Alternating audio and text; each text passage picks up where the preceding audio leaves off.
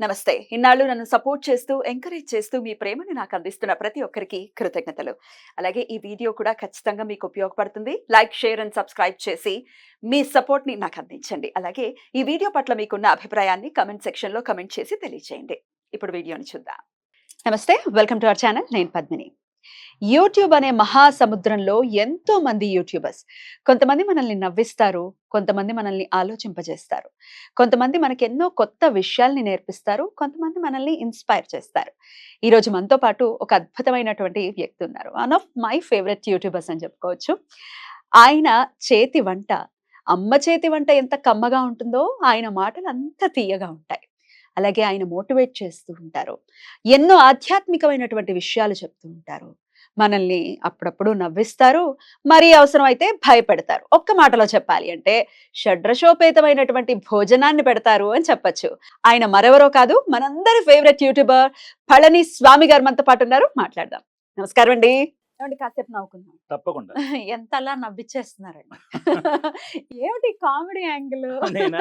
అత్తగారు, కోడలు. ఆ! అత్త ఆవిడే, చిచి అత్త ఆయనే, కోడలు ఆయన ఆవిడే అనేస్తాను చూసారా? అంటే పాత్రలో లీనమైపోయారు. నేను అయిపోయాను, మీరు అయిపోయినారు, మేము అయిపోతున్నాం.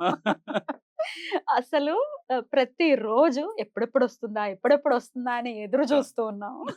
ఎంత ఫన్ ని క్రియేట్ చేస్తున్నారంటే చిన్న సింపుల్ గా ఫన్ ని క్రియేట్ చేస్తున్నారు. ఏమిటి ఈ ఐడియా వెనకాల, కామెడీ క్రియేట్ చేయాలన్న ఐడియా వెనకాల ఉన్నటువంటి ఆ! ఏమిటి విషయం? చెప్తానండి. నాకు చిన్నప్పటి నుంచి కూడా నటన పట్ల మక్కువ ఉంది. హ్మ్. అయితే కొంత ఇదైన తర్వాత నేనేం చేశాను యథాలోపంగా అప్పటికప్పుడు నేనేం చేశానంటేను చిన్న ఆరోగ్యకరంగా ఉండాలి. ఆ నవ్వుకునేది కూడా ఆరోగ్యకరంగా ఉండాలి. అది ఒకప్పుడు మనం కోల్పోయిందై ఉండాలి. ఒకప్పుడు మనం అనుభవించి ఇప్పుడు కోల్పోతున్నదై ఉండాలి. దాన్ని అందంగా తీర్చిదిద్ది దాని యొక్క రూపాన్ని చూపించాలనే ఉద్దేశ్యం చేత హ్మ్. ఒక తల్లి, ఒక కొడుకు మధ్యన ఉండేటటువంటి హ్మ్. బాంధవ్యం అనే దాని మీద ఏం చేస్తారు పూర్వకాలం మన ఇళ్లలోని హ్మ్. భర్త లేనటువంటి ఆడవాళ్ళు శిరోమణనం చేయించుకుని నెత్తి మీద ముసుగు వేసుకుని ఇంట్లో ఉండేవారు. ఆ. వాళ్ళు ఇంట్లో అందరికీ కూడాను పెద్దరికంగా ఉండి ఇది మంచి ఇది చెడు అని చెప్పి గదమాయించి చెప్పేవారు. ఆ. ఇప్పుడు ఏంటంటేను ఏది చెప్తున్నా తప్పైపోతుంది. అసలు ఆ పెద్దవాళ్ళే లేరు దగ్గరలో. పెద్దవాళ్ళు లేరు. హ్మ్. ఉన్నవాళ్ళ పెద్దరికాలు ఎవరికి అక్కరకు రావట్లేదు. రాను రాను ఇప్పుడు మీరు చూడండి ప్రతి ఇంట్లోని కూడా పెద్దవాళ్ళు ఆహ్, కాలం చెల్లి తీరిపోతున్న వాళ్ళు కొంతమంది. ఎవరికీ సరిగ్గా పనికి రాక కొంతమంది అనాథాశ్రమాల్లో కొంతమంది. వెళ్ళిపోవడం జరిగిపోతుంది. దానికి వెళ్ళడానికి పలు కారణాలు ఉంటే ఉండొచ్చు కాకనగా. బరువై మనకు బరువు అనుకుని వాళ్ళని పంపించడం అని చాలా బాధాకరమైన విషయం. కానీ పెద్దవాళ్ళు లేకుండా ఇంటికి ఏది జరగదండి. ఆ. వాళ్ళెప్పుడు పట్టుకొమ్మే. ఇది మంచి, అది చెడు అని చెప్పేవాళ్ళు ఉండద్దండి. అనుభవం ఎక్కడి నుంచి వస్తుందండి? కరెక్ట్. అనుభవం ఎక్కడి నుంచి వస్తుంది చెప్పండి? ఒక కష్టకాలం వస్తుంది. అది అలా కాదు, ఇలా చేయాలని చెప్పి పెద్దవాళ్ళు మనల్ని శాసించి చెప్తారు. ఒక డాక్టర్ దగ్గరికి వెళ్తే మనము ఆయనకి ఎన్నేళ్ళ ఎక్స్‌పీరియన్స్ ఉందో చూసుకుంటాం కదండీ! కదా! అదే ఒక ఎక్స్‌పీరియన్స్‌తో తండ్రి ఒక మాట చెప్తే పెడచెవిన పెడతాం. కదండీ! ఏమిటి ఈ థాట్ ప్రాసెస్? ఏమిటి ఈ కదండీ! జీవన విధానం?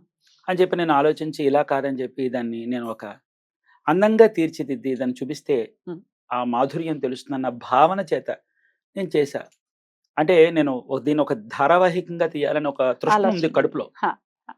నేను ఎంత విశ్వ ప్రయత్నం చేసి ఇది ప్రజలకు ఏ విధంగా చేరుతుందో అన్న విషయాన్ని తెలుసుకోవడం కోసం నేను ఒక నమూనాగా వదిలాననమాట. ఆ నమూనాగా వదిలింది ఇంతమంది మన్నన పొందింది. చాలా. ఇప్పుడు అర్థమైంది నాకు. ఓహో! సరే అయితే దీన్ని మనం చక్కగా అందంగా రూపుదిద్దించి అపహాస్యం చేయకుండా హ్మ్. పెద్దవాళ్ళు ఆ కాలంలో ఎలా ఉండేవారు? హ్మ్. పెద్దవాళ్ళు ఉంటే కుటుంబానికి ఏ విధంగా ఉంటుంది? వాళ్ళకి గదమాయించిన అందమే, అవును. మనల్ని శాసించిన అందమే, వాళ్ళు మనకి ఆదరించిన అందమే. దాని వెనకాల ప్రేమ ఉంటుంది ఖచ్చితంగా. ఖచ్చితంగా ఉంటుందండి. పెద్దవాళ్ళు లేకపోతే ఏ కొంపలోని ఏమీ నడవదండి. అది మాత్రం తథ్యం. మనం అనుకుంటాం, మనం యథేచ్ఛంగా బ్రతుకుతున్నాం అనుకుంటాం. కాదండి. కాదండి. ఎందుకంటే ఇప్పుడు పందిరి వదిలిపెట్టిన లతను పశువులు పాడు చేస్తాయన్న మాట విన్నావమ్మా? అవునండి.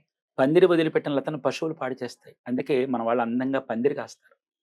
పశువు అందుకోవాలనుకున్న అందుకోరు. పందిరి మీద ఉంటుంది.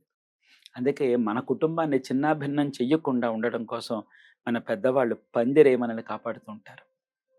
అద్భుతం. చాలా పెద్దవాళ్ళు ఈ అద్భుతం. పందిరి కాపాడుతూ ఉంటారు. పందిరి గట్టిగానే ఉంటుంది కదా! హ్మ్. కుటుంబం అలాగే పెద్దవాళ్ళు కూడా కఠినంగానే ఉంటారు. ఆ కఠినంలో వాళ్ళ వాత్సల్యం కనిపిస్తుంది. ఆ వాత్సల్యాన్ని చూపించాలనే నా ఈ ప్రయత్నం. అద్భుతం అండి. దీని వెనకాల ఓ మంచి థాట్ ప్రాసెస్ ఉంది. అంటే ఏదో కామెడీ ఏదో చేయాలి, నవ్వించాలి కాదు. దీని కాదు. వెనకాల ఒక అది. ఉమ్, ఎందుకంటే పూర్వకాలం వాళ్ళు అలా మాట్లాడి అలా చేసిన ఉమ్, కోడలు ఒక సామెత ఒకటి ఉంది. ఇప్పుడు ఉప్పులో వేసిన ఊరగాయ అత్తచాటునున్న కోడలికి తిరుగులేదని. ఉమ్, అంటే ఇప్పుడు ఎవరు ఉండట్లేదని అంటారు. ఎలా ఉంటారండి? ఇప్పుడు ఎలా ఉండడానికి అవకాశం లేదు. అవును. ఎందుకని ఆ రోజులు ఇప్పుడు లేవు కనుక ఇప్పుడు ఉండవు. ఉమ్, కాబట్టి ఇప్పుడు మన ఆ మాట కాకుద్దు కానీ ఉప్పులో వేసిన ఊరగాయ అత్తచాటునున్న కోడలికి తిరుగుండదని చెప్పి చెప్తారు. ఉమ్, కాబట్టి ఏంటంటే అత్తగారి దగ్గర కోడలు ఎలాగ ఉంటుందో, కోడలు నీ అత్తగారు ఏ విధంగా యజమాయిషి చేసి కోడల యొక్క శ్రేయస్సు కోరుకుంటుందో కూడా ఇందులో ఉంటుందన్నమాట. ఉమ్, ఉమ్. ఆ అంశాలన్నీ ఎదర చూపించేటటువంటి ప్రయత్నం చేస్తున్నాను. అద్భుతం. అందుకే ఒక చిన్న మచ్చుతనక అలా వదిలానన్నమాట. ఉమ్. అది. చాలా బాగుంది, అది చాలా క్యూట్ గా అదే. ఉంది. ఇంకా పలు అంశాలతో కూడినట్టు కొన్ని అంశాలున్నాయి. ఉమ్, ఎదర కూడా కొంచెం వాత్సల్యం అని చెప్పి ఒకటుంది. ఉమ్, అంటే తండ్రి కొడుకుల మధ్యన ఎప్పుడు సయోధ్య ఉండాలండి. ఉమ్, తండ్రి ఎప్పుడు కూడా కొడుకు శ్రేయస్సుని కోరుకుంటాడు. అంటే కొంతమంది ఉండకపోవచ్చు. ఉమ్, కొంతమంది తల్లులు, కొంతమంది తండ్రులు దుర్మార్గంగా ఉంటారు. లోకో భిన్నరుచి.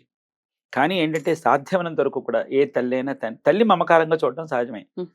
తండ్రి మమకారం ఎలా ఉంటుందో తెలిసినమ్మా? కంచెలా ఉంటుంది. ఒక పొలానికి చుట్టూ కంచె కడితే ఎలా ఉంటుందో తండ్రి మమకారం అలాగే ఉంటుంది. కంచె తెలిసిందండి. ఉమ్. అది పటిష్టంగా ఉండాలి. అలాగే ముళ్ళతో తల్లి కూడా ఉంటుంది. ఉమ్, తండ్రి బిడ్డలను పెంచేటప్పుడు తల్లిలాగా ఎలా పెంచుతాడండి? పెంచాడు. తల్లి ప్రేమ కళ్ళల్లో ఉంటుంది. తండ్రి ప్రేమ గుండెల్లో ఉంటుంది. గుండెలో అది కనిపించదు. కంటిలో అది కనిపిస్తుంది కదా. అందుకే ఆ తండ్రి ఎప్పుడు కూడా ముళ్ళ కంచెలాగా చుట్టూ బలంగా కూర్చుంటాడు. అనమాట ఏ పశువు లోపలికి వచ్చి పాడు చేయకూడదు. ఉమ్. తన పిల్లలు ఏ పశువుల బారిన పడకూడదని తండ్రి ఎప్పుడు కూడా కంచె కట్టుకునే ఉంటాడు. ఆ తండ్రి యొక్క మమకారం బిడ్డల మీద ఎలా ఉంటుందో చూపించాలని ఆ అంశంతో కూడా ఎదర తీయబోతున్నాను. అది. బోల్డ్ అంతా ఏంటి, ఆల్ ద వెరీ బెస్ట్ అండి. చాలా చాలా సక్సెస్ అవ్వాలి అది. ఎంతో మంది కుటుంబాల్లో అది మార్పుని తీసుకురావాలి అని అవును. మనస్ఫూర్తిగా కోరుకుంటున్నాను. ధన్యవాదాలు. అలాగే సుబ్రహ్మణ్యేశ్వర స్వామి యొక్క ఉమ్, కొన్ని అంశాలు ఉన్నాయి ఉమ్, మనకి. ఉమ్, కొంతమందికి తెలియదు. ఉమ్. కానీ వాటిని కూడా చక్కని ఒక రూపాంతరం చేసి చేయాలనేటటువంటి ప్రయత్నం చేస్తున్నాను. రైట్. అయితే స్కందుడి గురించి ఎలాగో వచ్చింది కాబట్టి టాపిక్, నేను కూడా అదే ప్రశ్న ఉంది.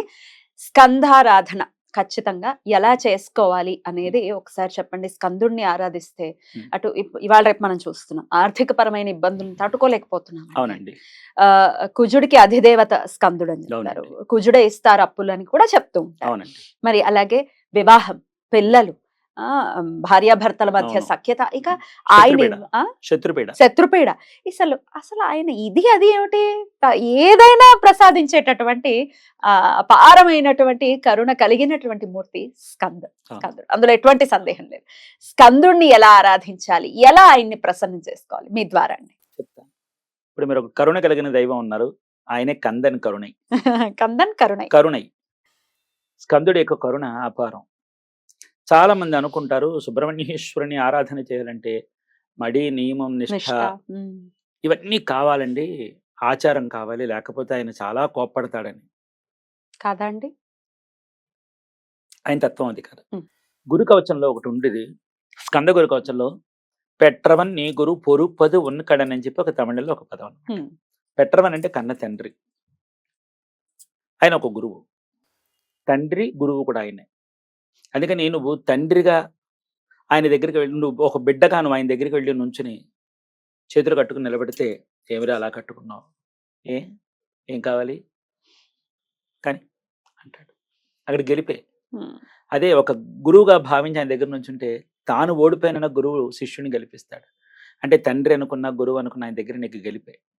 కాబట్టి ఆయన దగ్గర మనకు భయం అక్కల. ఆయన కన్న తండ్రి వాత్సల్య మమకారం. అన్బే మురుగన్, అన్బే సత్యన్, అన్బే స్కందన్. అన్బు అంటే ప్రేమ, తమిళంలో దాని పదం, తెలుగులో చెప్పుకుంటే ప్రేమ. మురుగర్ అంటేనే ప్రేమ. ఆయనకు వాత్సల్యం ఎక్కువండి, మమకారం ఎక్కువ. కోపం కాదండి. కోపం ఎవరి మీద అంటే ఆయన నమ్ముకున్న భక్తుల యొక్క పతనాన్ని కోరుకుంటున్న వాళ్ళ మీద. ఆయనకి రెండు మాటలంటే ఇష్టం ఉండదు. అని అనలేదనడం, తప్పుడుగా మాట్లాడడం, తిక్కగా మాట్లాడడం, ఒకళ్ళని కావాలని వాళ్ళని వీధికి ఏడ్చడం, ఇవన్నీ ఆయనకి ఇష్టం ఉండదు. అలాంటి వాళ్ళ మీద కోపంగానే మన మీద కాదు. ఇంకా ఆచార వ్యవహారాలు అంటారా, ఒకటి మాత్రం ఖచ్చితంగా చెప్తాను. ఏమండి, ఇప్పుడు ఒక ఉదాహరణకు చెబుతాను. ఇప్పుడు ఇంత గది ఉందండి. ఓ భార్యాభర్త, ఓ చంటి పిల్లాడు ఉంటారు. ఆ గదిలో ఓ మూల దేవుడిని పెట్టుకుని ఓ చిన్న చాటు పెట్టుకుంటారు. అమ్మాయికి కుదిరని వేళ, కుదరని వేళ ఉంటుంది. ఇవాళ ఎక్కడికి పోతారండి? అంత మాత్రం చేత ఆయన కొలవద్దంటే మొత్తానికి ఆరాధన దూరం అయిపోట్లే అవును, దూరం అవుతుంది. అలాగే దూరం అయింది కూడా. అయిపోయింది అవును, నిష్ఠ అనే పేరుతోనే దూరం అయ్యారు. అయిపోయింది ఉమ్. ఉమ్. దండం పెట్టుకుంటాను. ఉమ్. ఏమండి ఒక చెమ్ముని వేసుకుని దీపం పెట్టండి, ఈ అబ్బాయి పెట్టడా? ఉమ్. పోనీ పెట్టలేదు అనుకుంది, ఉమ్. నష్టం ఏమిటి? నీ మనసులో ఆయన మీద ధ్యాస ఉన్నంతసేపు అది దీపమే. ఉమ్. ఆత్మతో అందుకని పెట్టాలి జ్యోతి వాళ్ళకి ఆ అంటున్నారు. వెసులుపాటు ఇవ్వాలండి. అవును, అవును. కరెక్ట్. వెసులుపాటు ఇవ్వకపోవడం వల్ల ఈ రోజున సుబ్రహ్మణ్య ఆరాధనకి దూరం అయిపోయాం. కాబట్టి ఇలాంటి భయాలు ఆయన దగ్గర ఏం లేవు. హ్యాపీగా చేస్తారు. ఖచ్చితంగా చేసుకోవచ్చు. చాలా చాలా కృతజ్ఞతలు. నమస్కారం. నమస్తే.